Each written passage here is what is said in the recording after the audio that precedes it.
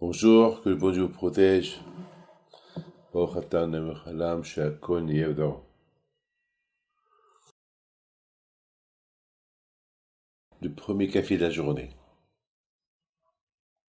Baruch Hashem, on s'est bien réveillé.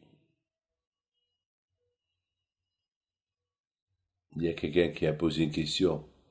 Et qu'est-ce qu'on fera si on ne se réveille pas? Eh bien, si on ne se réveille pas, on ne se réveille pas. Ben, si on ne se réveille pas, il faut se réveiller.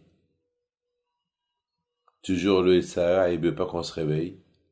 Pour qu'on reste au lit pour éviter la prière et trouver toutes sortes d'excuses pour ne pas prier. Il faut se réveiller.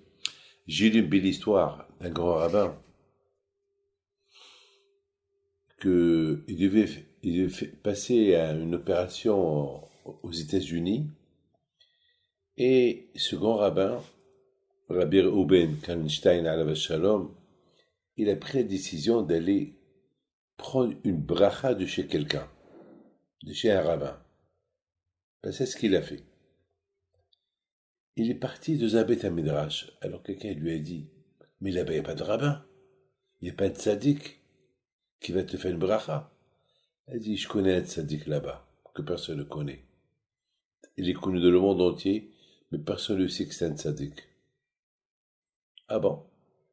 Alors il est parti à la synagogue. Il y avait là-bas un juif, un rabbin, avec une grande barbe. C'était qui à l'époque, ce rabbin-là? Il était un acteur de cinéma.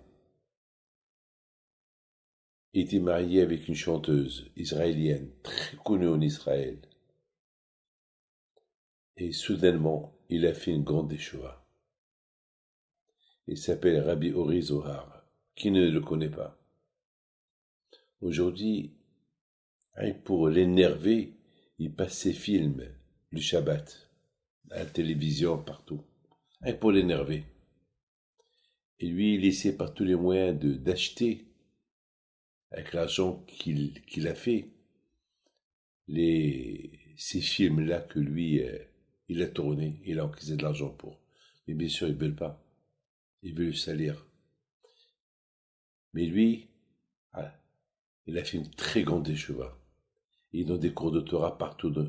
Ça suffit de raconter son histoire parce qu'il est connu mondialement, surtout en Israël. Grâce à Dieu, j'ai fait sa connaissance un jour à Purim, mais vraiment, vraiment, il y a de quoi être jaloux. De un qui était loin de la Torah et qui est devenu un tzaddik. Et Rabbi Reuben Kashan, lorsqu'il a demandé une bracha, il lui a dit, moi je suis rien, moi, qui suis-je, moi pour te faire une bracha? Moi je suis rien du tout. Il a dit, oui, toi tu es rien du tout, mais chez Akadosh Baruch Hu, tu es très important. Parce qu'on dit que là où il y a les Baalei Teshuva, celui qui fait Teshuva, même le plus grand tzaddik ne peut pas être à côté de lui. Lorsque j'ai lu cette histoire, ça m'a donné des frissons. Il y a à peu près 3 mois, j'étais encore plus épaté. Et j'étais encore plus dans... J'étais plus dans les nuages.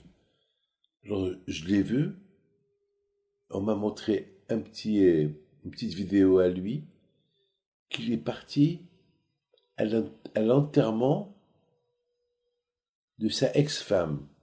C'était une très grande chanteuse. Et après, ils ont divorcé à cause de la religion. Elle s'est mariée de son côté. Et lui, il a fait des chevaux et s'est marié de son côté. Il est parti à son enterrement. Alors, il y avait là-bas que des gens non religieux.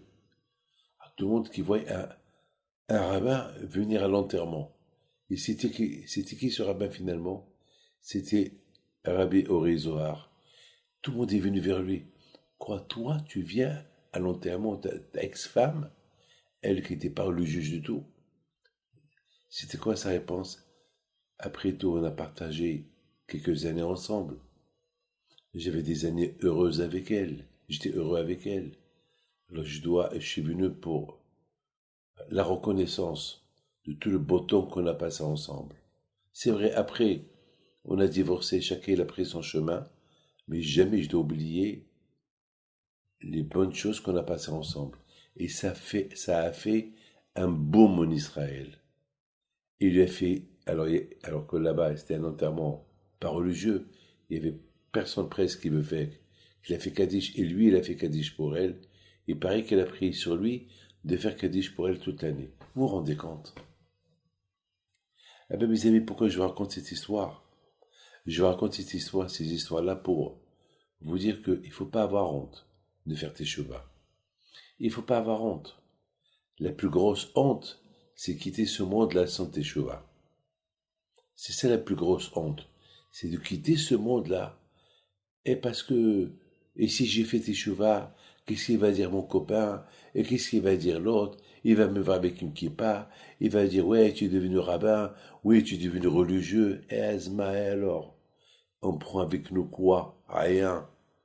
Mettez ça dans la tête. Donc faire teshuva, c'est pas quelque chose de dramatique.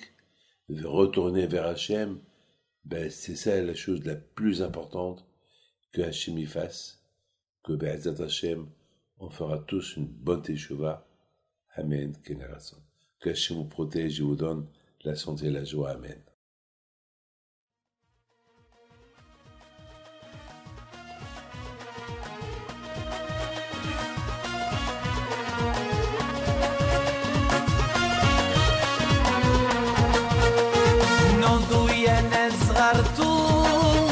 على ربيع حيم بنتو وقف لنا زي خو